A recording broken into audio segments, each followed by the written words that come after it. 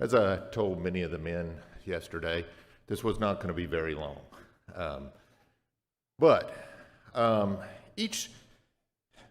this week I've kind of thought about a lot about blessings, because sometimes we overlook the blessings we have in our lives. Each one of us got up this morning. Each one of us probably got up in our houses that are a blessing, drove here in a car that was our blessing. Many of us got to enjoy a blessing yesterday. Even though it was hot, many of us were tired. You know, I got to spend most of the day with John Albert, and I didn't know John Albert very well, but we got to be able to bond over 80 pounds of cement. It's a great bonding experience if you haven't done it. But we do enjoy a lot of blessings in our life, and this Thursday I got to have a blessing in my own life. As many of y'all know, I was involved in a shooting about 3 months ago. And as that process goes, you get to go through an investigation. And you never know what's going to happen. And Thursday it went to the grand jury. And it was basically I was exonerated of everything, that I did my job and I did it well. And that was a blessing. And as we look at today, we look at the scripture, and we have blessings that come from there.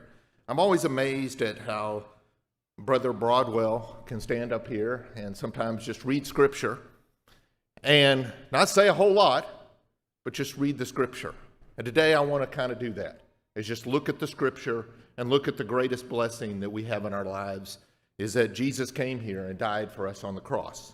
So if you'll turn over to Luke chapter 23, we're just going to lead the final hours of his life.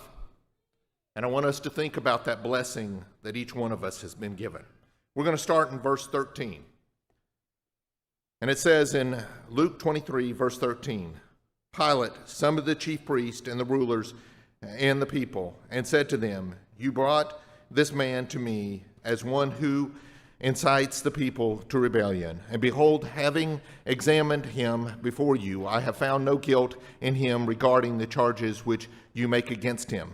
No, nor has Herod, for he sent him back to us, and behold, nothing deserving death has been done by him. Therefore I will punish him and release him." And he was obligated to release to them at the feast one prisoner. But they cried out all together, saying, "Away with this man, and release us for us Barabbas." He was one who had been thrown into prison for an insurrection made in a city and for murder. Pilate, wanting to release Jesus, addressed them again, but kept on calling out, and they kept, let me start that over again, sorry.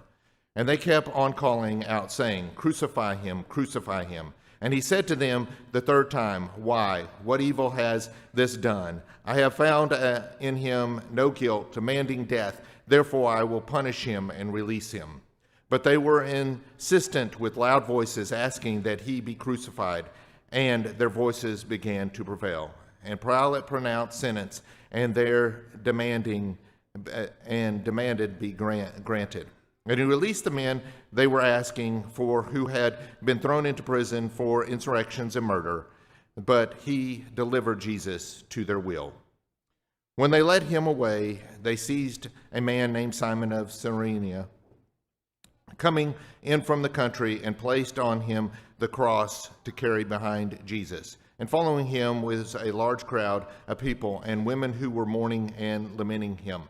But Jesus turned to them said, "Daughters of Jerusalem, stop weeping for me, but weep for yourself and for your children. For behold, the days are coming when they will say, 'Blessed are the barren, and the wombs that never bore, and breasts that never nursed.'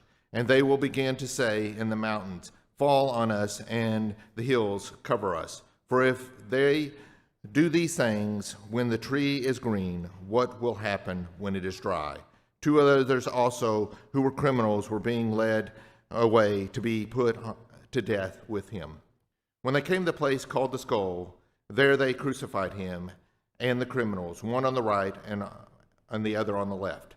But Jesus was saying, "Father, forgive them, for they do not know what they are doing."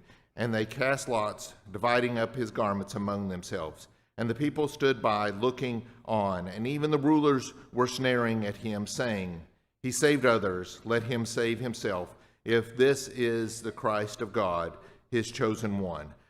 The soldiers also mocked him, coming up to him, offering him sour wine, and saying, If this is the King of Jews, save yourself. Now there was also an inscription above him, This is the King of the Jews. One of the criminals who were hanged there were hurling abuse at him, saying, Are you not the Christ? Save yourself and us. But the others answered and rebuked him. Do you not even fear God, since you are under the same sentence of condemnation? And we indeed are suffering justly, for we are receiving what we deserve for our deeds, but this man has done nothing wrong. And he was saying, Jesus, remember me when you come into your kingdom. And he said to him, Truly I say to you today, you shall be with me in paradise. It was now about the 6th hour, and darkness fell over the whole land until the 9th hour, because the sun was obscured, and the veil of the temple was torn in two. And Jesus, crying out with a loud voice, said, Father, into your hands I commit your spirits.